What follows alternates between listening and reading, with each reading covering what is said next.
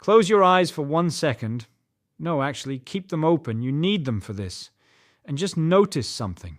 Is your mouth a little dry right now? Does your throat feel slightly tight, like it needs something before it feels normal? If you woke up in the last few hours, the answer is almost certainly yes. And that dryness is not random. It is the tail end of a 6 to 8 hour biological event happening inside your stomach right now, one most people have never heard of, and it has a name, the Migrating Motor Complex. That's a real term from real gastroenterology research.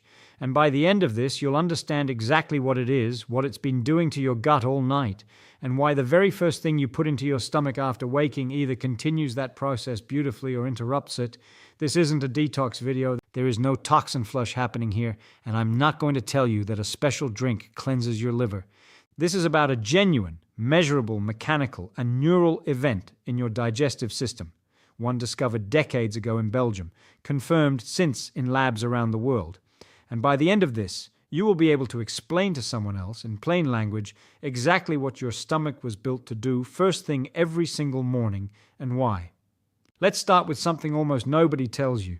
Your stomach was never designed to just sit there quietly while you sleep.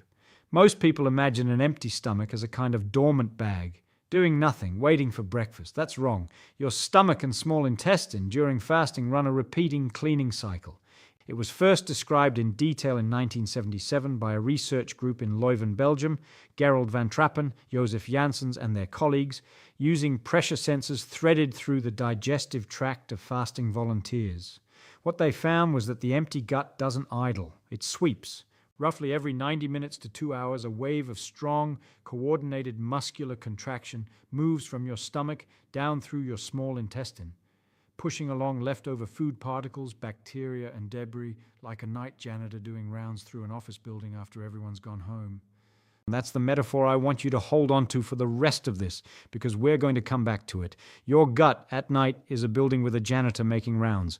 This cycle has 3 phases, and only the third one is the dramatic part. Phase 1 is quiet, almost no contraction. Phase 2 has occasional irregular squeezes. Phase 3 is the main event, a burst of strong rhythmic contractions that researchers nicknamed the housekeeper wave because its entire job is to clear the pipes. It rolls through and then the cycle resets and starts again. This has been confirmed repeatedly in gut motility labs since the 1970s, using pressure catheters and more recently, wireless motility capsules that people swallow. It is one of the more well-established rhythms in human digestive physiology. Here's the part almost nobody connects to their morning routine. The instant you eat or drink something with enough calories in it, that entire cycle stops. Immediately. The gut switches out of housekeeping mode and into what's called the fed pattern, a completely different set of contractions designed for mixing and digesting food rather than sweeping it along. So every morning, you are making a choice, whether you realize it or not, about exactly when to end that overnight housekeeping cycle and switch your gut into daytime work mode. And what you use to make that switch changes what happens next in ways that are surprisingly specific. Now here's the rehook, because this is where it gets interesting and where most explanations stop too early. What actually flips the switch? It's not magic and it's not calories alone. It's stretch. Your stomach wall is lined with mechanoreceptors, nerve endings that do only one job. They measure how stretched the stomach tissue is. Fill the stomach with volume, whether that volume is water, juice, or eggs, and those stretch receptors fire. They send a signal up the vagus nerve, the long wandering nerve that connects your gut directly to your brainstem. And that signal is one of the fastest, most direct gut-to-brain communication lines in your entire body. This isn't theoretical. Vagal afferent signaling from gastric stretch has been mapped extensively in physiology research going back to work by people like Terry Powley at Purdue, who spent decades tracing exactly how vagal nerve endings wrap around and respond to stomach distension. So here's the first concrete aha. Plain water with essentially 0 calories still triggers this system because the trigger is stretch, not just nutrients. That single fact is the whole reason water deserves to be first. It flips the switch, ends the overnight housekeeping wave, begins the transition to daytime gut activity without asking your stomach to do any heavy digestive work yet. It's like tapping the janitor on the shoulder and saying, "All right, day shift starts now. without immediately handing him a mountain of dishes. But water doesn't just trigger the vagus nerve and disappear quietly. It does something else that surprises most people. It leaves the stomach remarkably fast.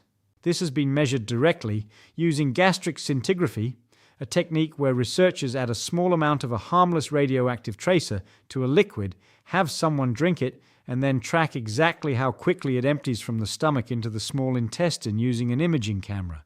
Classic work in this area, including studies from researchers like John Hunt in the mid-20th century and many gastric emptying studies since, has shown that plain water empties from a healthy stomach with a half time of roughly 10 to 20 minutes, meaning half of it has already moved into the small intestine within that window. Compare that to solid food, which can take 1 to 4 hours to substantially empty, depending on fat and fiber content. Water is not something your stomach holds onto and processes. It's something your stomach uses briefly, then passes along almost immediately.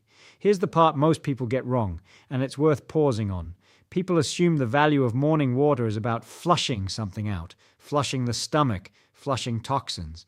That's not what's happening, and I want to be precise here because exaggeration is exactly what makes these videos untrustworthy. Water isn't flushing anything in the sense people imagine. What it's doing is mechanical and neural. It's providing volume that stretches the stomach wall enough to signal there is now content here, which nudges the migrating motor complex to stand down and the fed pattern machinery to begin warming up, all while asking almost nothing of your digestive enzymes because there's essentially nothing in plain water for them to break down. Now let's go one layer deeper, because stretch isn't the only thing happening. There's a second real signal involved, and it comes from a hormone most people have never heard of, gastrin. In the lower part of your stomach, the antrum, there are specialized cells called G cells. Their job is to detect distension and, separately, certain amino acids and mild alkalinity, and in response, release gastrin into your bloodstream. Gastrin then travels to the parietal cells higher up in the stomach lining and tells them to begin producing hydrochloric acid. This is textbook gastroenterology, described in detail going back to foundational work in the mid-20th century and refined since with modern endocrine studies. Plain water is a fairly weak gastrin stimulus compared to protein. This is important, and I don't want to overstate it, but it does still contribute some distension-driven gastrin release simply because of the volume stretch we just talked about. So water isn't inert here. It's a gentle nudge to a system that's about to ramp up acid production for the rest of the day anyway. Let's take stock for a second, because there's a lot moving at once. Stretch receptors fire because of stomach volume. That signal travels up the vagus nerve to your brainstem. Separately, distension nudges G cells toward mild gastrine release. Together, these begin shutting down the overnight housekeeper wave and switching your gut toward daytime function. And all of this happens whether the volume is water or food, but water does it with almost none of the digestive workload that food requires. So why does this matter for how you actually feel, especially as you get a little older? Here's where we move one more layer down the chain, into something that affects a huge number of people over 55 specifically, morning blood pressure. There's a well-documented phenomenon in cardiology called the morning blood pressure surge, a real measured rise in blood pressure that occurs in the hour or two after waking, studied extensively by researchers like Kazuomi Kario in Japan, whose work has linked steep morning surges to higher cardiovascular risk in older adults. Separately so, and this is a distinct topic, so I want to be careful not to blur two different mechanisms together. Dehydration after a long overnight fast can mean lower blood volume upon waking, and lower blood volume can make some people, especially older adults on blood pressure medication or diuretics, more prone to a brief drop in blood pressure when standing up, sometimes called orthostatic hypotension. Rehydrating with a glass of water shortly after waking has been studied as a mild, low-risk way to support blood volume and reduce that early dizziness some people feel getting out of bed. The effect here is genuinely modest. This is not a cure for blood pressure problems, and I'm not going to pretend a glass of water rivals medication, but the physiological logic is sound, and the direction of the research supports it. Overnight fluid loss through breathing and skin, combined with hours without intake, mildly reduces blood volume, and a glass of water mildly restores it. Small effect, real mechanism, no drama needed. Let's go back to the vagus nerve for a moment because there's a second downstream effect worth knowing, and it's about alertness rather than blood pressure. The vagus nerve isn't a one-way street. It's the primary channel of what researchers call the gut-brain axis, and stimulation from gastric distension has been shown in a handful of studies to have mild effects on subjective alertness and mood in the short term, likely through vagal signaling reaching brainstem regions connected to arousal. I want to be honest about the strength of this evidence. It is real, it is physiologically plausible, and it has been observed. But it is a milder and less consistently replicated finding compared to the gastric emptying and stretch receptor mechanisms we covered earlier. So hold that one loosely. It's a plausible bonus, not a guaranteed jolt of energy. Here's a question worth sitting with for a second. If water does all this simply by triggering stretch, does the temperature of the water matter? This has actually been tested. Some gastric emptying research has compared cold water to room temperature water. And the general finding is that colder water tends to empty from the stomach slightly faster in some studies, though the effect size varies and isn't dramatically large in most of the literature. For most people, this is a minor detail, not a deciding factor. I mention it because precision matters more than mystery, and the honest answer is slightly faster, modestly, not dramatically. Not ice water shocks your metabolism awake, which is an exaggeration you'll sometimes hear and which the actual data doesn't support. Now let's talk about what happens if you skip the water and go straight to coffee, because this is where the janitor metaphor becomes useful again. Coffee contains caffeine, and caffeine has its own separate effect on your stomach. It stimulates acid secretion through a pathway that's partly independent of the gastrin and distension system we just discussed, and it also relaxes the lower esophageal sphincter slightly in some people, which is part of why coffee on an empty stomach causes reflux or acid discomfort for a portion of the population, especially people over 50 who already have somewhat reduced sphincter tone. This is well documented in gastroenterology literature on caffeine and gastric acid secretion. So when coffee is the very first thing to hit an empty overnight stomach, you're asking the acid production system to ramp up hard and fast onto tissue that hasn't had any buffering volume yet. It's like calling the janitor in and immediately handing him the heaviest job on the list before he's even had a chance to survey the room. This is the part of the video where I'll ask you something quickly, and then we'll go straight back into the science. If you already drink water before your morning coffee, tell me in the comments how long you've done that and whether you noticed a difference in how your stomach feels. I'm genuinely curious how common this already is. Okay, back to the mechanism. Let's talk about the honesty pass now, because a good explanation tells you not just what's true, but how confident to be in each piece. The migrating motor complex and its housekeeper wave, extremely well established, confirmed repeatedly since the 1970s, using direct pressure measurements inside the human gut. The fact that eating or drinking meaningful volume interrupts this cycle and switches the gut to a fed pattern, also very well established. The role of gastric stretch receptors and vagal signaling in triggering this switch, well established in physiology, mapped in detail. The rapid gastric emptying of plain water, roughly 10 to 20 minutes half-time, measured directly and repeatedly using scintigraphy. Very solid. Gastrin's role in acid secretion and water's comparatively mild stimulation of it compared to protein, now solid biochemistry, well described. The link between morning water intake and mild support for blood volume relevant to some older adults' orthostatic symptoms, plausible and supported by the physiological logic, though the size of the benefit is modest and individual, not a guaranteed fix. The vagal to alertness connection, genuinely plausible, observed in some research, but the weakest and least consistently measured link in this entire chain, so treat it as a bonus, not a promise. That's the honest map of what's rock solid, what's modest but real, and what's still an educated inference. So let's turn this into something you can actually use tomorrow morning, because understanding the mechanism only matters if it changes what you do at 6:47 a.m. First, within the first 10 to 15 minutes of waking, before coffee, before anything else, drink somewhere around 1 to 2 cups of plain water, roughly 200 to 400 milliliters. Room temperature or cool is fine. There's no need to force ice-cold water down if it's uncomfortable, since the temperature effect on emptying speed is minor anyway. This directly uses the mechanism we just covered.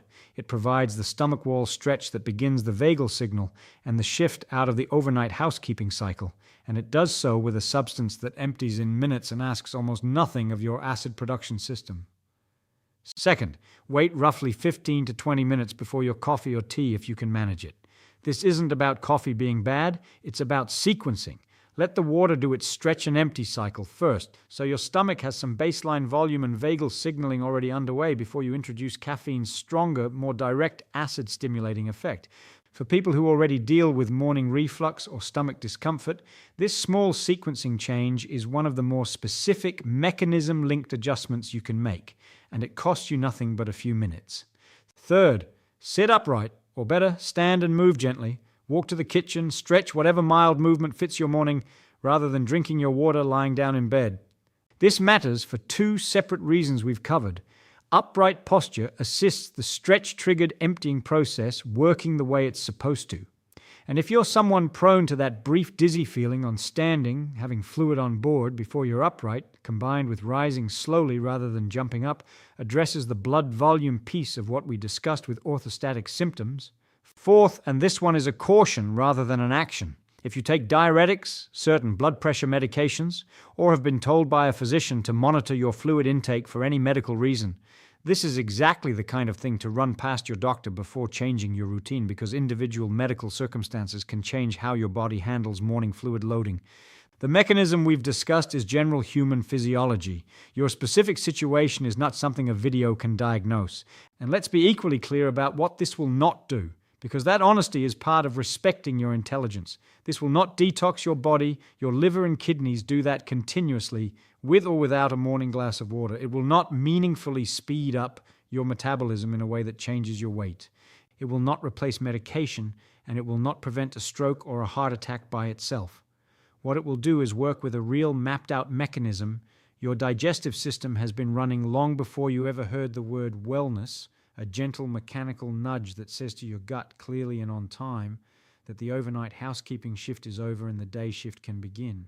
So let's go back to that moment we started with you, dry-mouthed somewhere around 6:47 in the morning, still deciding whether to reach for the coffee first or the water first. You now know that dryness isn't just discomfort, it's the tail end of a genuine overnight process, a housekeeper wave that has been sweeping through your gut every 90 minutes or so while you slept, waiting for a signal to know the night shift is finished.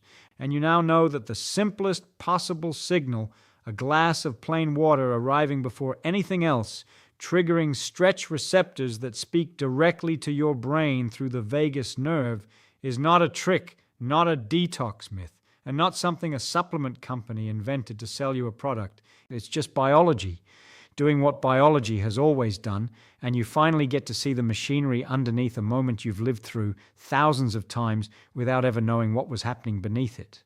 That's the real gift of understanding your own body. Not extra years, not miracle energy, just the quiet satisfaction of finally seeing the gears turn in something you do every single day without thinking. Tomorrow morning, when you reach for that glass before the coffee, you won't just be drinking water. You'll be answering a question your body has been asking you for 8 hours straight.